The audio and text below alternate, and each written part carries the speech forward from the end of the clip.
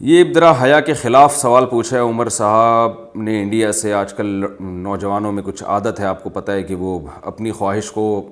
اپنے ہاتھ سے پوری کرتے ہیں، تو یہ پوچھ رہے ہیں کہ اس طرح سے غسل فرض ہوگا اور تنہائی میں گناہ کیا جاتا ہے، کیا یہ گناہ ہے؟ جی بالکل گناہ ہے، اور غسل بھی فرض ہوگا۔ اور قرآن مجید میں اللہ تعالیٰ کا ارشاد ہے الا علی ازواجہم او ما ملکت ایمانہم فانہم غیر ملومین، اپنی خواہش صرف بیوی کے ذریعے پوری کر سکتے ہو، اس کے علاوہ کوئی راستہ اسلام میں حلال نہیں ہے۔ تو جتنے بھی طریقے ہیں اپنی خواہش کو پوری کرنے کے سب حرام ہیں۔ رہا یہ مسئلہ کہ اس سے نجات کیسے پائیں، تو نجات پانے کے لیے سب سے پہلے تو جلدی نکاح ہے۔ دیر سے نکاح کی یہ آفتیں ہیں کہ اس طرف چلے جاتے ہیں۔ دوسرے اور بہت سارے اس کے طریقے ہیں جن سے اس سے بچا جا سکتا ہے۔ اپنے آپ کو آپ مصروف رکھیں، فارغ نہ بیٹھیں۔ فارغ دماغ جو ہے یہ شیطان کا گھر ہوتا ہے۔ پھر وہ اوقات دیکھیں جن پر خواہشات، یعنی کون سے اوقات ایسے جن میں یہ خواہش کا حملہ ہوتا ہے اور جس سے اس گناہ کی طرف توجہ جاتی ہے، تو ان اوقات میں کوئی مطالعہ کریں۔ جیسے آپ جب رات کو سونے کے لیے بستر پہ لیٹتے ہیں تو کوئی اچھی کتاب اپنے پاس رکھیں، اس کا اسٹڈی کرتے کرتے آپ سو جائیں، اور فحش فلموں سے اپنے آپ کو بچائیں، فحش لٹریچر سے بچائیں اپنے آپ کو، اور جم جایا کریں۔ ہم جب انرجی ہم جب خوراک کھاتے ہیں تو اس سے جو انرجی بنتی ہے، وہ انرجی اگر ہماری اچھے کاموں میں یوٹیلائز ہوگی تو برے کاموں سے ہم بچ جائیں گے۔ تو جم جانے والے، ایکسرسائز کرنے والے لوگ، ان کی انرجی صحیح جگہ یوز ہو رہی ہوتی ہے، تو دو طرح سے ان کو پھر ان برائیوں سے بچنے کی توفیق ملتی ہے۔ ایک تو اس لیے کہ انرجی صحیح جگہ یوز ہو گئی، دوسرا یہ کہ جب وہ فزیکل ایکٹیویٹیز میں اپنے آپ کو مصروف رکھتے ہیں تو ان میں ایک جذبہ پیدا ہوتا ہے ہم نے اپنی باڈی کو بنانا ہے، تو ہر وہ کام جو باڈی کو خراب کر رہا ہو اس سے وہ بچتے ہیں۔ ظاہر اس عمل سے انسان کو نقصان ہوتا ہے، صحت برباد ہوتی ہے، تو وہ پھر باڈی بنانے کی فکر ان کو لگ جاتی ہے،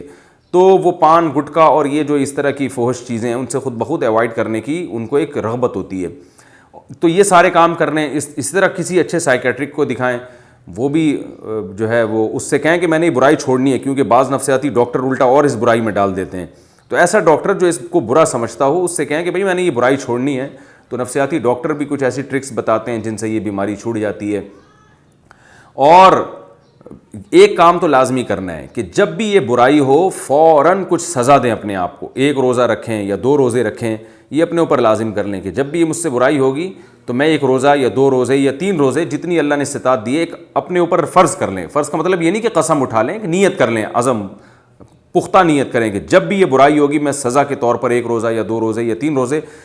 جو بھی آپ بہتر سمجھیں وہ آپ اپنے اوپر، اتنا کہ آپ کو سزا ملے، اور سزا اتنی زیادہ بھی نہ ہو کہ وہ سزا ہی نہ دی جا رہی ہو۔ آپ نے 20 روزے کی کہہ لیا تو 20 روزے نہیں رکھے جا رہے اب آپ سے، تو سزا اتنی ہونی چاہیے کہ اس میں سزا کا عنصر بھی ہو، یعنی نفس کو تکلیف بھی ہو، اور اتنی بھی زیادہ سزا نہ ہو کہ سزا دینا ہی مشکل ہو جائے، تو درمیانی درجے کی سزا ہو، کچھ صدقہ خیرات بھی کیا جائے ہر دفعہ میں، اور پھر توبہ استغفار لازمی کی جائے، تو اس سے انشاءاللہ آہستہ آہستہ یہ گناہ چھوٹ جائے گا۔ اور پھر اس کوشش میں لگ جائے کہ چھوڑنا ہے۔ جب تک نہیں چھوٹتا تو مایوس نہ ہو، یہ نہ کہے یار یہ تو پھر مجھ سے دوبارہ ہو گیا، اب تو میں بس کرتا ہی رہوں گا، مجھ سے تو بچا جاتا نہیں ہے، یہ غلط ہے۔ ایک دفعہ ہو گیا، آپ توبہ کریں، اور جو میں نے آپ کو اعمال بتائے ہیں وہ اعمال آپ کریں، تو پھر اگر دوبارہ ہو جاتا ہے پھر توبہ کریں، پھر وہی اعمال کریں آپ، تو ایک دم سے یہ چیزیں نہیں چھوٹتی ہیں، آہستہ آہستہ ہی چھوٹتی ہیں۔ یہ تو بہت کم لوگ ہوتے ہیں جن میں اللہ نے حوصلہ دیا ہوتا ہے ایک دم سے سب کچھ چھوڑ دیں، لیکن آپ اگر ایک دم سے نہیں چھوڑ سکتے تو اس طریقے پر آپ چلیں گے جو میں آپ کو بتا رہا ہوں، تو آہستہ آہستہ انشاءاللہ یہ بیماری آپ سے چھوٹ جائے گی انشاءاللہ۔